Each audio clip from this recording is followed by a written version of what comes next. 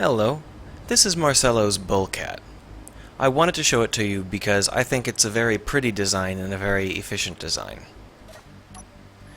It's a vanilla fighter, 30,000 kilograms, and it moves pretty well. It's got a lot of weapons and an unusual design.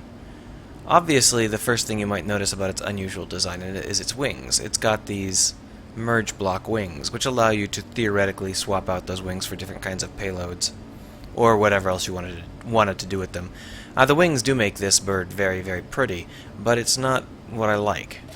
What I like is the way that the fuselage is designed. You see, he's got a cockpit, and his cockpit is exposed, and normally I'm against that. You can see that you can actually see a huge amount through this cockpit. There's almost nothing blocked off. But unlike most fighter designs, it's very hard to strike this cockpit with a missile.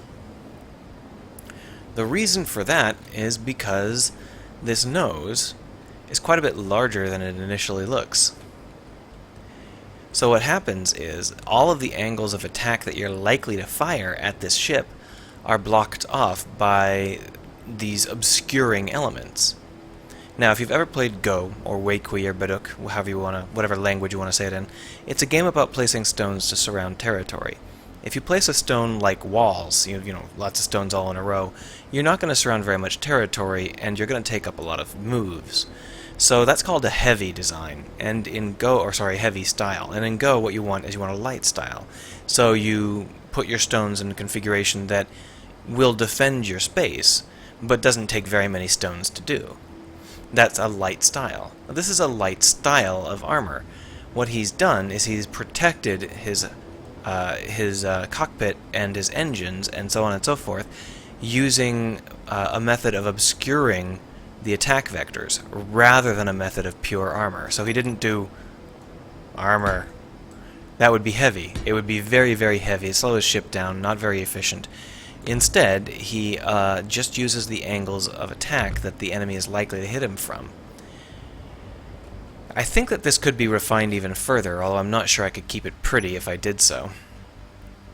But just to show you what I mean, if I were to start from over here, and then turn off my inertial dampeners and select my guns and move right, and just fire at this guy, come on, and my inertial dampeners turned back on. Now this ship is a little bit fragile. Largely the wings are quite fragile, but if you blow it away like this, and we go over and see, we hit it with 4 missiles. Let's see what the damage is. These guns make really excellent armor. Now I did end up getting a missile past them, and all I did was blow off this nacelle here. Now I won't lie, that was a little bit lucky. The ship is a little bit more fragile than that, but it's still quite a good design, and I definitely think that I learned a lot looking at it.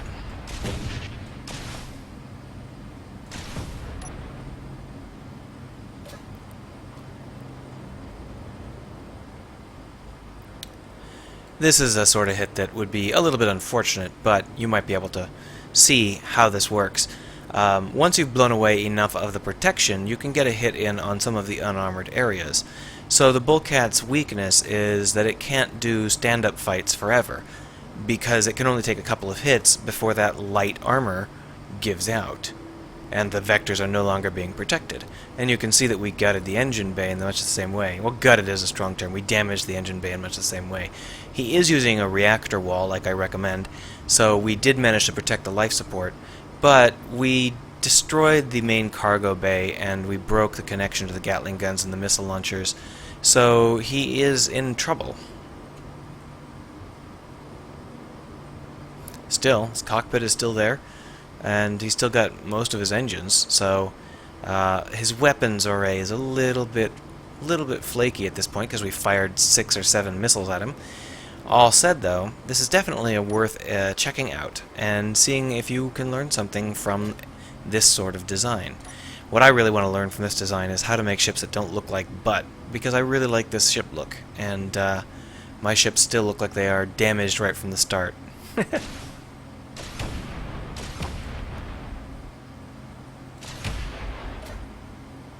Ah, there we are. Finally blew it away after aiming carefully.